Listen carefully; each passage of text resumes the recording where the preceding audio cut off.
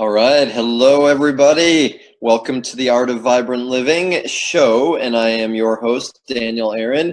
We are super blessed today to have Jenn Cohen Harper on the show with us. And I'll tell you more about her in a moment.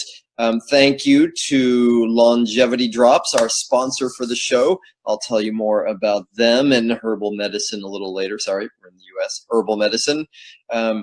Jenn Cohen Harper. Oh, actually, before I tell you about Jenn, let me tell you about the show too.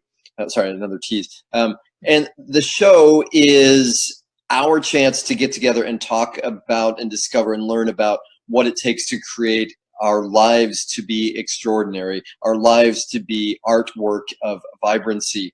And so I am ever curious to know what will serve y'all best with that. And if you have questions for me or Jenn on this show, feel free to jump into the comments and say hello, say where you're in from.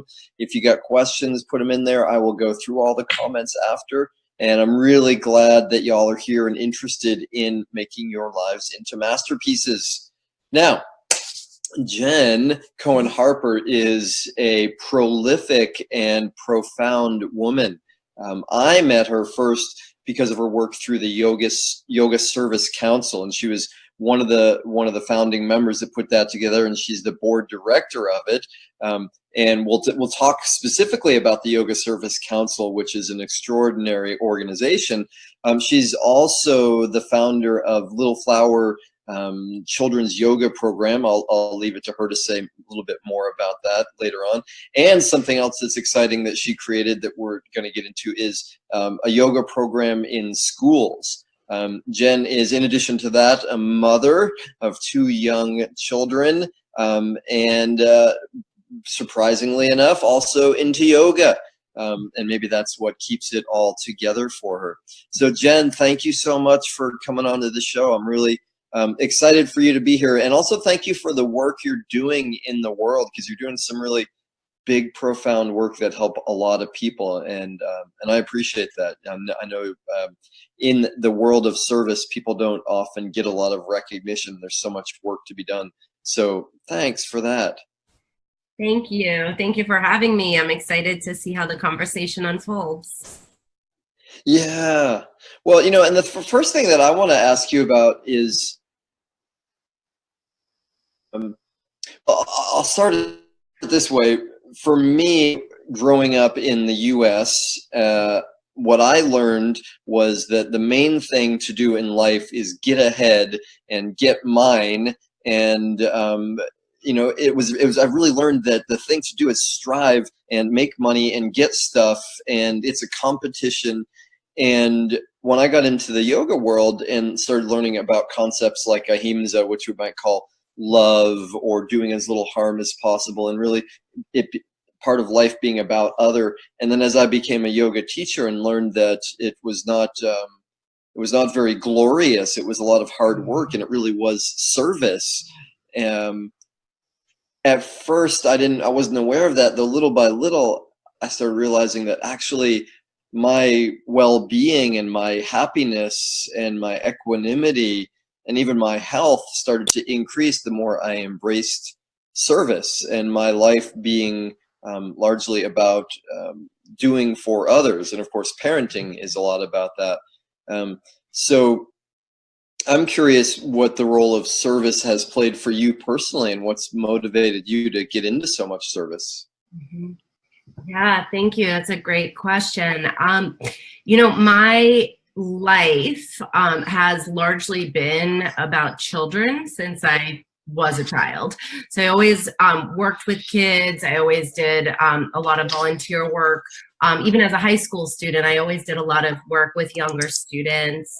And I've had just a lifelong interest in how children cope and what children's capacity for resilience is, and how they evolve into the people that they become, how they get from the people who they are as kids to the people who sort of create the world. And as I worked with children in the early part of my career, I came into yoga really for completely personal reasons. And the first people that I shared yoga with were kids who were in a residential domestic violence shelter. So at the time that yoga became really an important part of my life, I was running as a volunteer the children's program at a residential domestic violence shelter. And there were so many things that I was exploring in myself as a young adult that felt like they would have been transformative if they could have been incorporated throughout my life as a child. And I think, like a lot of people who come to yoga or meditation or psychotherapy or, various things, kind of had hit a wall of like, there has to be something more than this, and like these feelings can't be the feelings that I'm always going to have in my life. Like, this is not a sustainable way to live in the world. And so I was, at a place in my life where I was really diving into these embodiment practices and doing a lot of healing work for myself.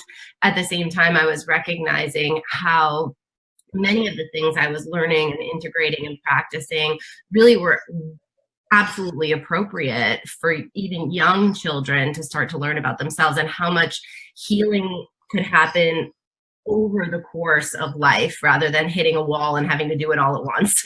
Right. And so for me, it was just a completely natural thing to start to incorporate yoga and mindfulness, what I was studying and practicing and learning, into my work with kids. And because of circumstances being as they were, I was working with kids who'd experienced a tremendous amount of trauma. Right. So the orientation of my work from its very inception really was the context of working with very vulnerable people. The children are vulnerable by definition, and then you take children who have been pulled out of a domestic violence situation. They're very vulnerable, and at the same time, they're kids. So they're playful and joyful and fully alive, and vibrant.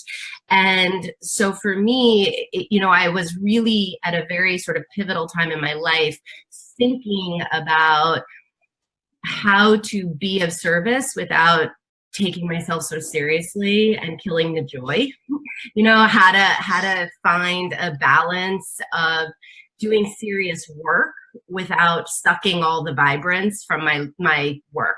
How do you take yourself seriously, take the people you're serving seriously, but not lose the joyfulness and the playfulness, which we know are a huge part of building resilience. Right. So for me, those ideas were extremely interesting and compelling. And turns out they were interesting to other people too. Because when I started down that path and I started talking to people about the work I was doing and thinking about how to put these pieces together, I found that there were a lot of people who were very interested in that conversation, and that the orientation towards service that I was trying to take, where I was really looking at how to be in compassionate relationship, was certainly something that was out there in the world, but maybe not as prominent, especially in some ways in work with children as it is now or could have been, because we have that whole like I'm a grown up and I know best thing.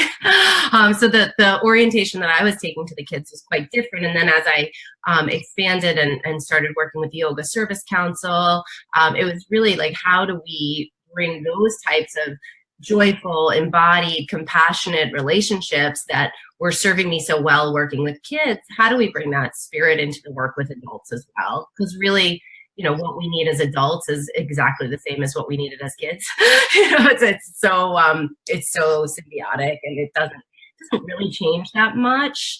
But the dynamic of our relationships change, and we're less willing to bring the joy and the playfulness, sometimes less willing to bring the compassion piece into our engagement with adults. So yeah, that's kind of a long-winded answer to your question, but I think it was the quality of relationship that was so interesting to me. And then as I went down that path, I became more and more interested in service in all of its forms, and how to make it most meaningful and transformative for everybody involved.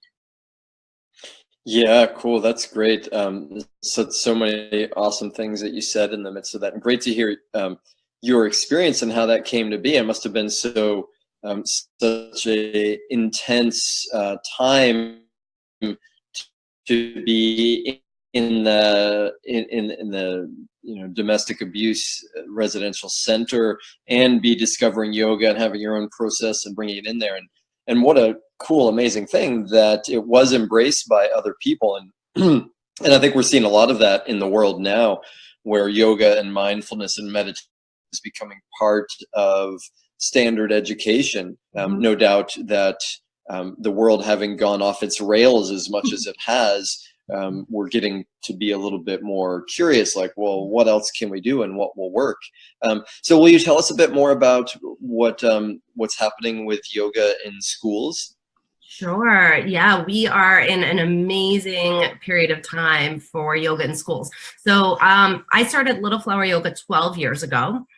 And I'm in New York. So I started in New York City, and 12 years ago, I was like knocking on doors and putting flyers. I was literally walking around on the street in the city, like putting flyers under the doors of schools, right? And people were like, what? And we had programs running, but they were mostly after school programs. They were seen as extracurricular, very, very much about health and wellness in some ways, but also, people were really desperately looking for something to help kids focus.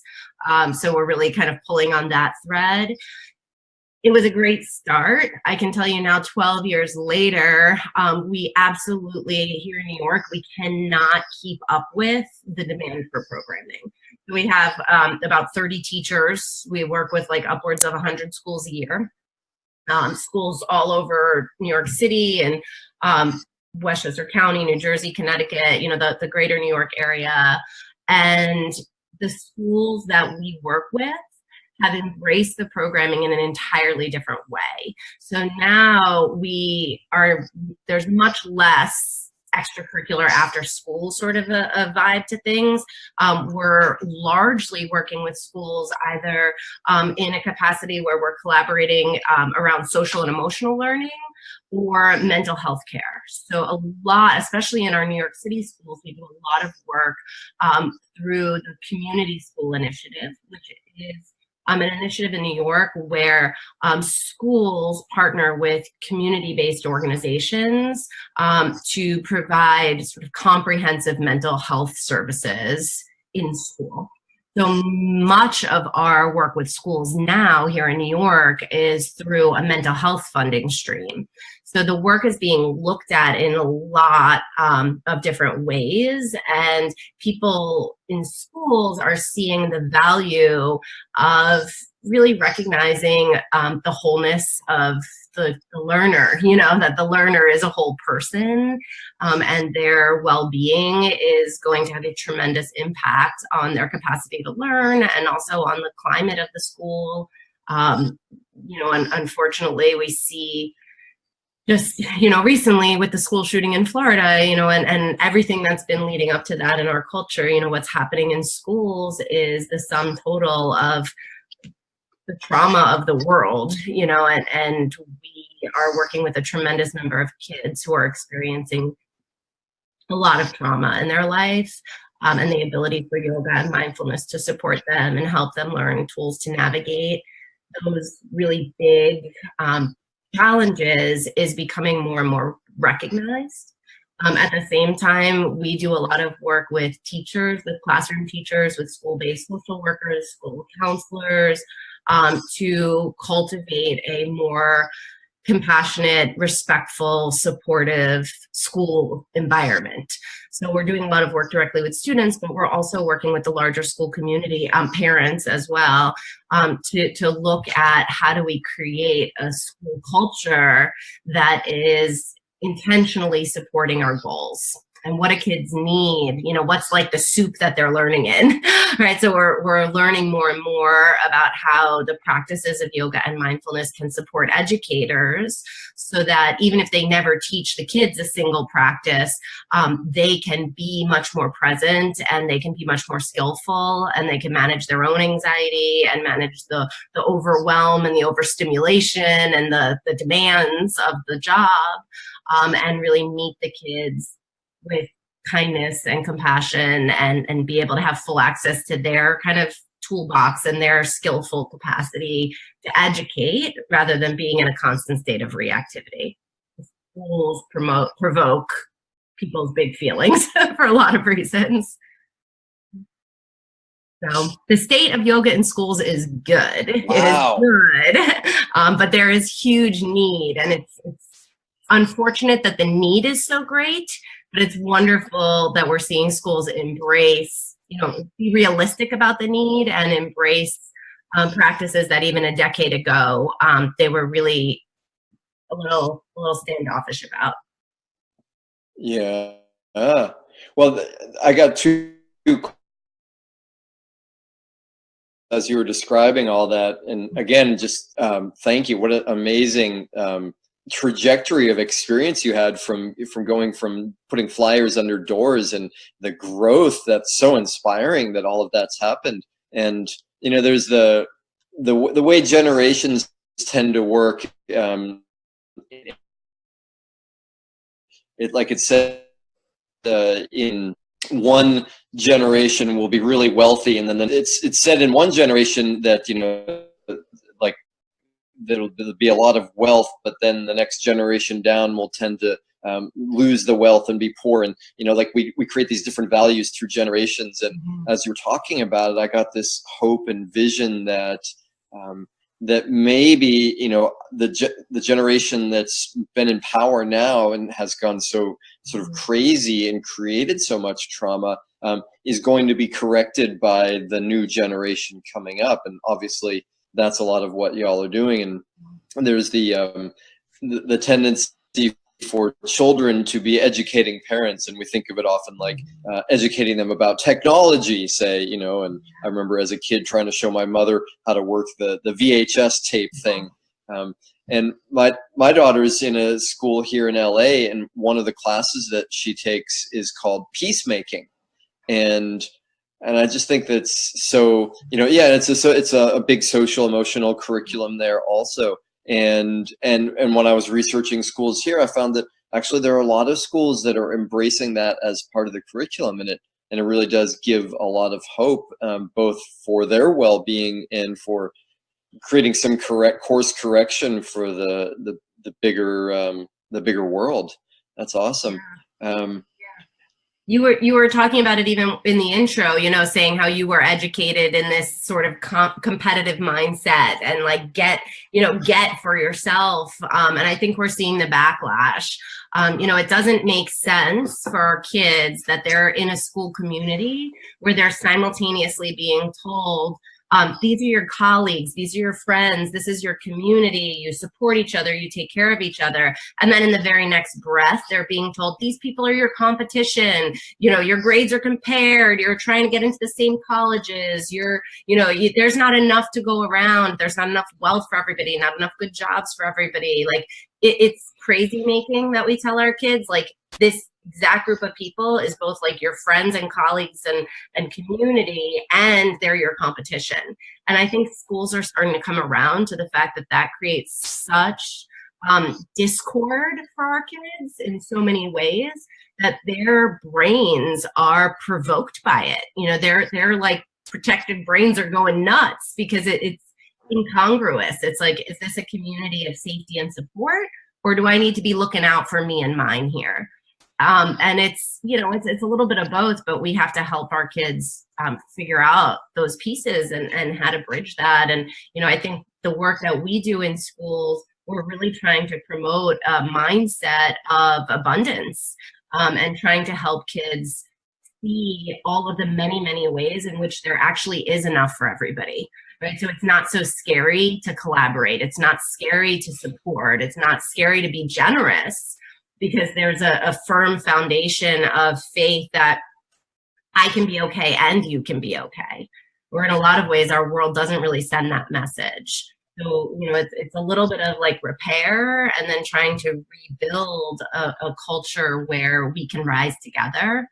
And that changes not just how our kids feel and their well-being, which is, of course, one of my primary concerns, but it also changes their capacity to learn, because the brain has to feel safe in order to learn, in order to form new memories, in order to integrate, in order to in order to learn, and then to put learning into context, we need to feel safe enough to access our prefrontal cortex, right? And school hasn't done a great job of helping kids feel safe. So there's the well-being piece, and then there's the education piece, and these tools have proven to be really powerful for both.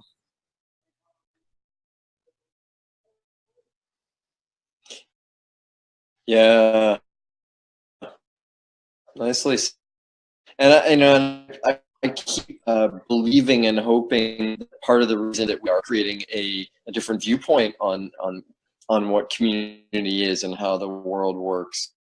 And I'm going to pause for a moment because it's time for me to tell our viewers about longevity drops. And and in a way, it's quite related, because what longevity drops and what herbal medicine is all about in general is re-educating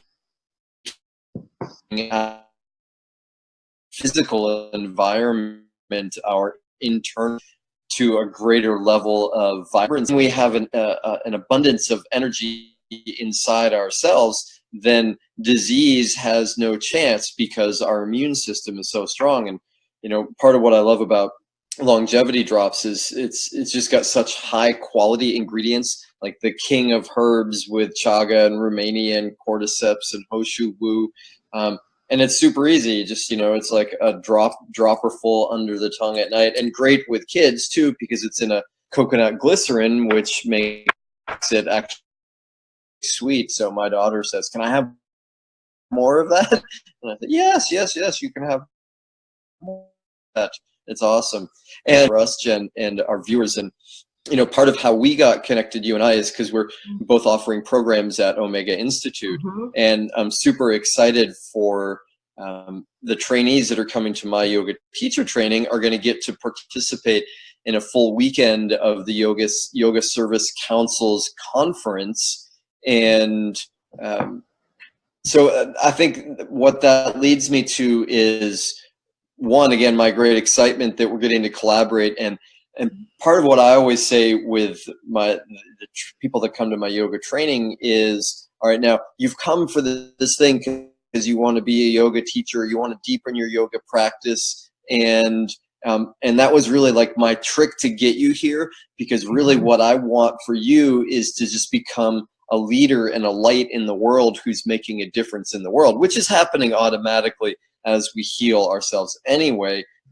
And when we take it to a more overt level and say, the real purpose is to be helping other people, to be uplifting them, it changes our lives as well, which is the great irony of it. The more we help, the better we feel. So all that said, would you say a little bit about the Yoga Service Council, what y'all are up to, and the conference specifically? Absolutely. And I'm so glad that your participants are going to join us for the conference. I think it's going to be really exciting. The Yoga Service Council is an organization whose mission is to support other people, other people and organizations. So we're a membership-based organization, an education and leadership organization. We came together, the organization was founded at Omega in 2009. And we really came together because a lot of people who were doing service-oriented work in the yoga world were doing it in isolation. So there's a lot of people, and there have been for many years, a lot of people working in various settings with people with various degrees of need and vulnerability. For example, when we first came together, it was a group of people who were teaching yoga in prisons, in healthcare facilities, in juvenile detention, working with people with addiction and recovery, people who are recovering from cancer, working with a wide variety of people in various degrees of vulnerability. But a lot of us were doing that work fairly isolated. There weren't a lot of colleagues, and we didn't have a lot of support. So we came together basically to support each other, and then this organization grew from it. And now we primarily work to support individuals and organizations to be as effective and sustainable as possible. So we do that through various education initiatives. One of them is the conference. So we have an annual conference. This will be our 7th year of bringing together a wide variety of people, both yoga service providers, but also healthcare providers, researchers, people in working in various clinical capacities, to talk about how we can best be of service using the tools of embodiment and mindful embodiment. So the conference is a wonderful, wonderful forum where people from all fields come together. It's certainly not just yoga instructors. It's people who are working in different communities where they're in contact with people who may be in need of these services. So we have people who come who don't have any yoga experience, but who think that the yoga practices and the mindfulness practices may have something to offer the people they work with. We also at the conference have not shied away from exploring how society treats people differently. We look very deeply at issues of systemic racism, at how trauma plays out in communities differently, and how different people receive different levels of support around their experiences of trauma. We are an organization that has been very dedicated to big, messy, complicated questions that sometimes seem like, wow, you're tackling this at a weekend conference. But we have a lot of faith that by coming together in community and speaking about the things that are really hard within a framework of community agreement and dedication to seeing each other fully and assuming good intentions, that we can move a little bit closer towards connection on some of these really challenging issues. So that's the conference. And then we also have various other programs and projects that are meant to provide educational resources to whoever wants them. So we have a series of best practices guides. We're now working on the 4th one. These are collaboratively created books looking at using yoga with various populations. So the first one was best practices for yoga in schools. We have one on best practices for working with veterans, one on working in the criminal justice system, and then the one that is in process right now is best practices for yoga with survivors of sexual trauma. And each one of these books represents about an 18-month process of bringing 20 to 30 people in person together at Omega for a working week of exploration and digging into best practices. And then what comes out of that week is edited and peer reviewed over the process of about a year, a little more than a year, to eventually become one of these books. So that's a way that we have really found just extraordinary, where you really get a wide variety of voices and create a guide that is absolutely, heads and tails more comprehensive than any one person could ever put together.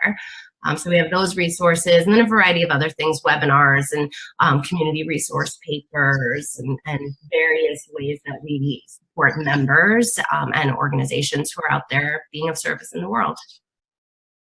Wow. So cool.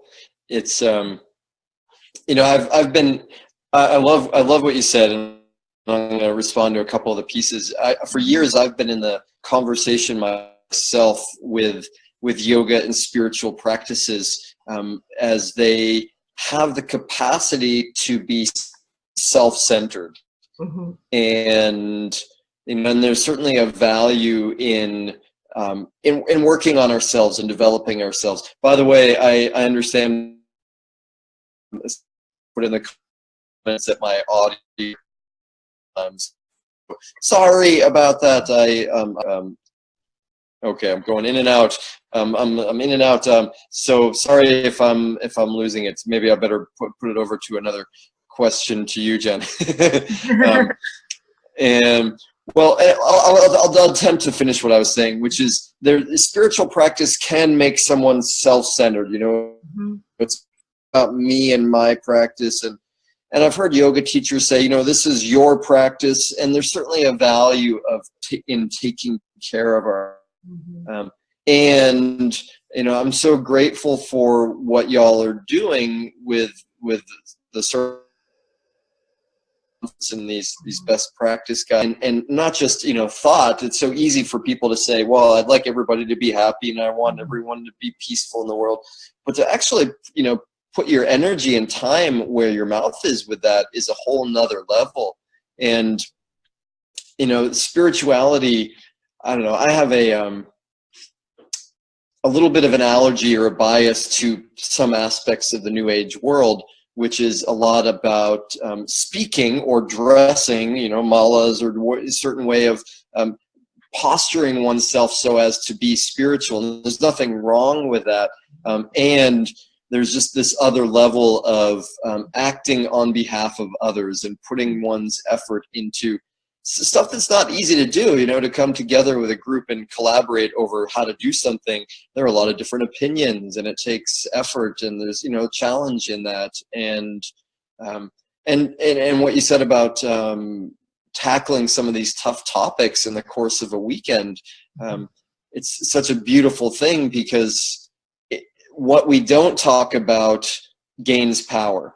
And so even if we don't have all the answers, to talk about the challenges of having safety in school, or sexual discrimination or gender discrimination, or what's happening for prisoners and how we can help them, just to enter in those conversations is so powerful. And then for each of us as individuals, and for our viewers, just to speak into what's challenging you, or look at the difficult things in your life, gives yourself power and reduces the power of those obstacles. And I'll pause for a moment to people know, because realizing our technologies know that I have a new offer, which I'm really excited about, and that is a mentorship membership.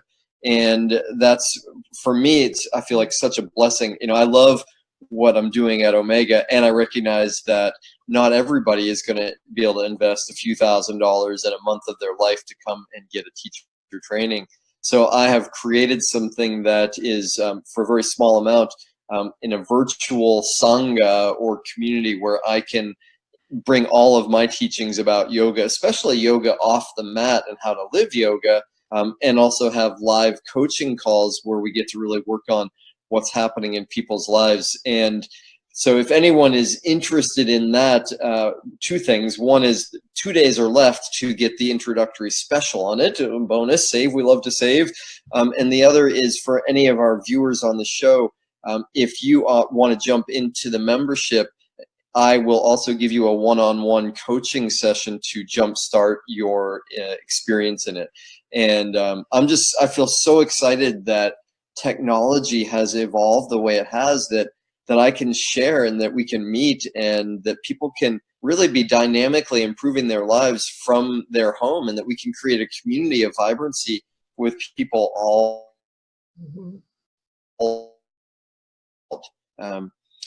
And that said, you were mentioning a little bit, Jenn,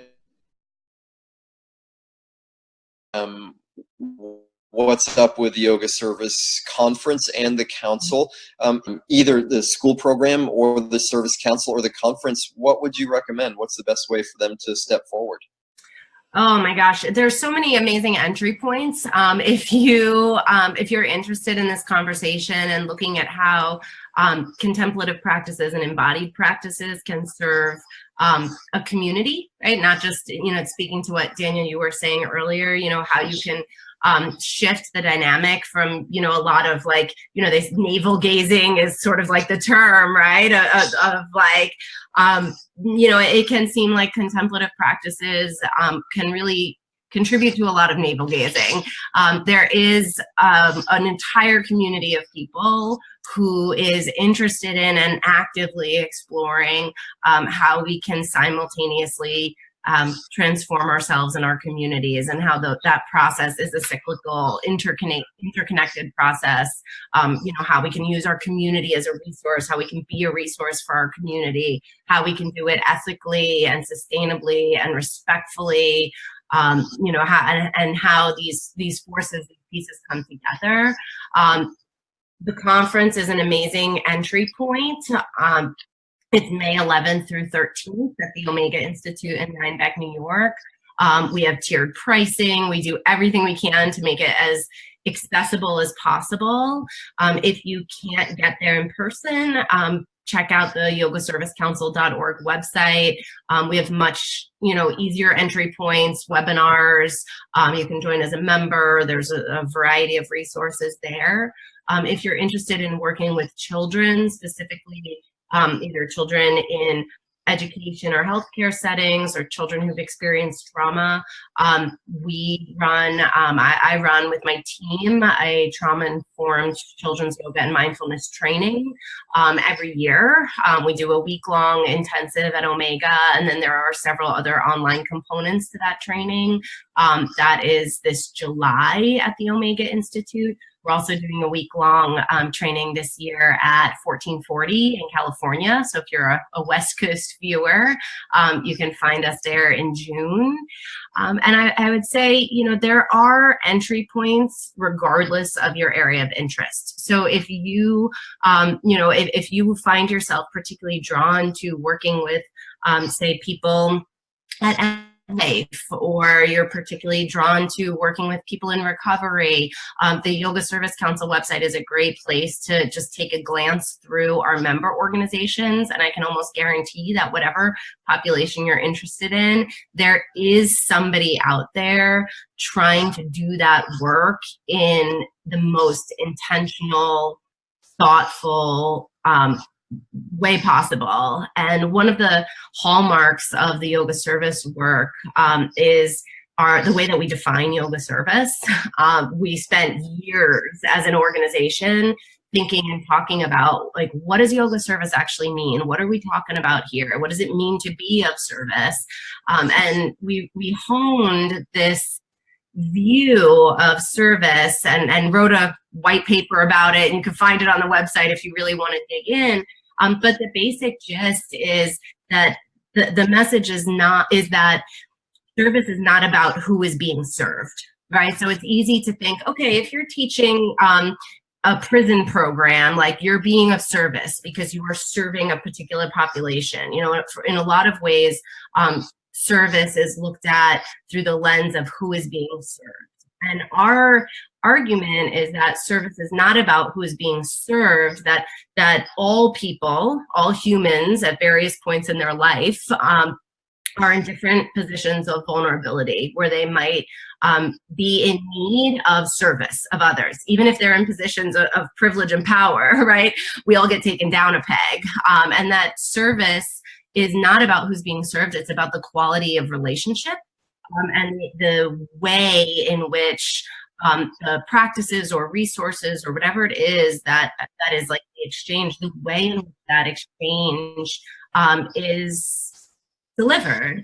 And we look at yoga service as combining essentially three intersecting spheres. And one is the realm of the skillful delivery of the practices, right? So it's not enough to just teach the yoga practices. You have to think about the way in which you're teaching them, and skillful, whether that means being trauma informed or adaptive, or teaching chair yoga, or whatever it is. It's really teaching in the most skillful way possible, combined with a dedication to what we have called conscious relationship in the Yoga Service Council, and self-reflection and self-inquiry. And when we look at these three intersecting spheres of skillful teaching, skillful transmission of the practices, combined with conscious relationship, combined with self-reflection and self-inquiry, we have a little Venn diagram and say in the middle, that's yoga service, right? And that if you take any one of those pieces out, what you're doing is something different than yoga service. Right? You may be teaching yoga, you may be studying for your own well-being, you may be doing something else, but that the heart of this yoga service work is the intersection of all three. And I would say that the conscious relationship piece really rises to the top of the barrel. You know, that all three are essential, but if you can truly commit to the work necessary to be in conscious relationship, and that means taking into account anything that might be impeding the capacity for two people to be fully authentically in relationship, right? Really, whether those things are structural, based in society, based in any one person's perspective or past experience or judgments, right? If we can do that work of learning and discovering what keeps us from authentically connecting with each other, then we're doing the work of being in conscious relationship, right? Which is impossible without self-reflection and self-inquiry, right? But if we can bring those things together, and then we can use that information to skillfully develop the practices and the programming and figure out the ways in which we can most meaningfully offer resources and share resources, then we can be of service. And you can think about that outside the yoga world, right? How can you be working in the medical field and truly be of service, right? What is the most skillful application of these clinical tools or these pharmaceutical tools, right? What's the most skillful application? Can you meet that with conscious relationship, and what might be impeding, say, your patient's capacity to actually receive what you're offering, and maybe what do you not know about that patient's experience that if you did might change what you offered, right? And how can we take that model of conscious relationship, self-reflection, self-inquiry, and skillful means? We've found as we engage with other fields, it's a model that really overlays many, many, many fields, not just the yoga field. And it's interesting to explore it from the perspective of people who want to be in service in a variety of ways.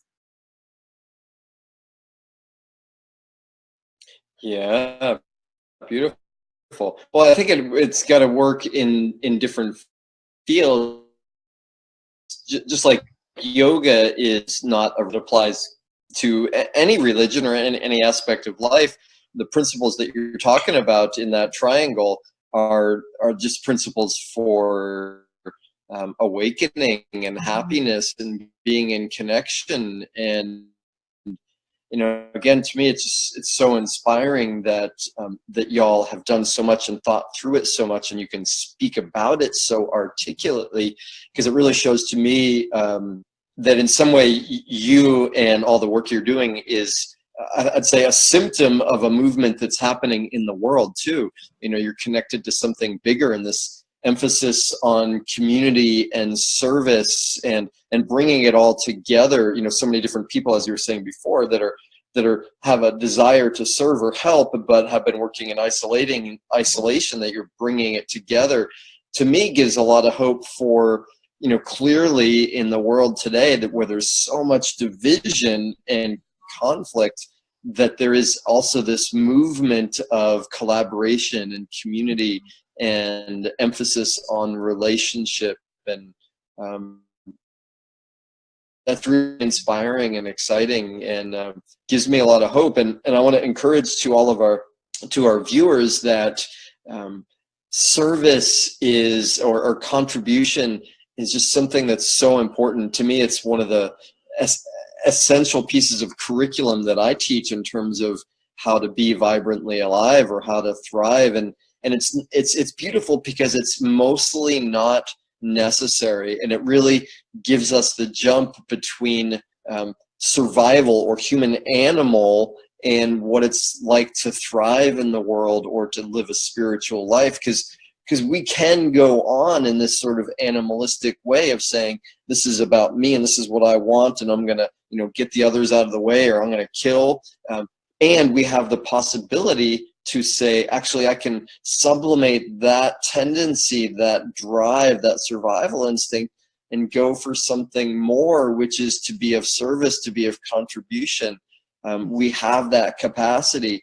And, like you were saying earlier about different ways of looking at what service is, and whether it's for the other or for the ones serving, in the action of it, there's an elation. In a way, it doesn't matter what form we're serving in or who we're serving, but as we do it, we are serving ourselves and other, and it creates a different energetic in the world, just by stepping into it. So my encouragement to the viewers is, if any of the ways that Jenn is offering, there's so many beautiful ways to speak to you, then take a step today now and get connected and see what you can offer and see what it leads to. And notice in how you feel. Right? And there's such great research in scientists and the difference it makes in their own life and their own feeling. And noticing the feeling of upliftment through that service and action will propagate even more of it, which spirals us all upward too.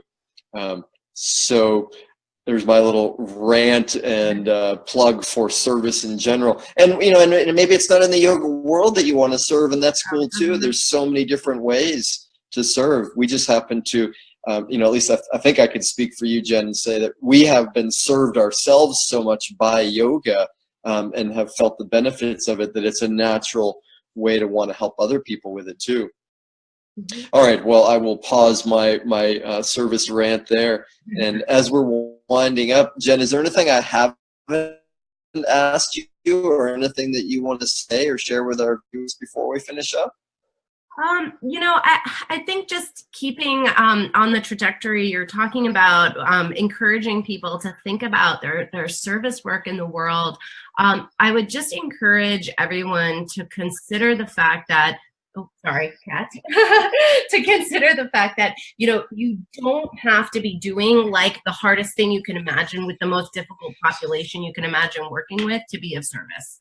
Right? I think sometimes, especially in the kids yoga world, people come and they come to training and they're like, okay, now I need to like fulfill, my mission, or my to be of service in the world. I need to find the kids that have been the most traumatized. I need to go work in juvenile detention. I need to go work in a shelter. And they think they have to work with, basically the most challenging scenario they can think of in order to be of service. And I would say it's worth considering that every interaction you have and every student you work with, really every person you come into contact with, you have the opportunity to be of service to them.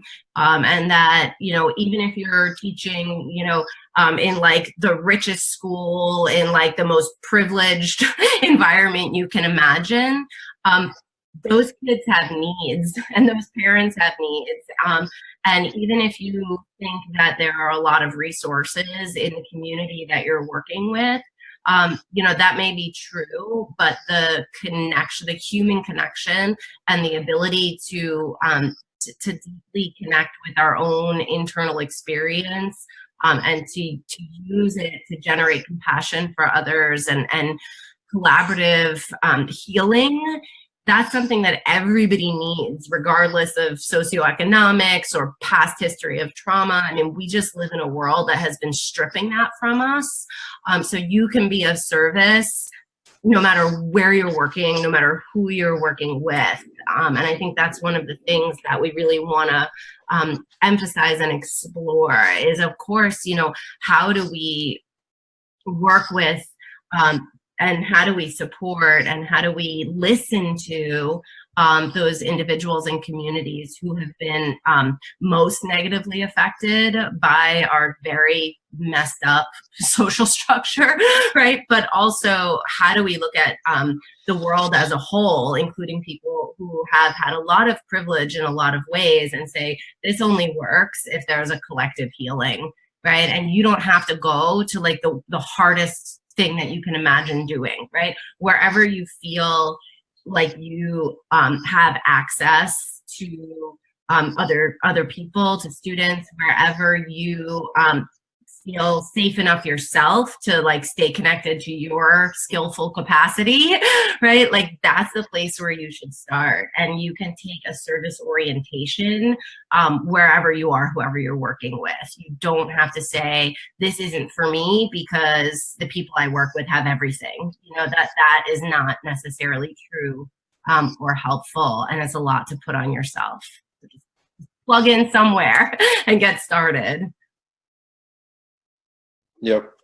There's my service rant. Beautiful said. Yes. Awesome. Yeah. Thank you. Jenn, it's been a really awesome pleasure to connect with you.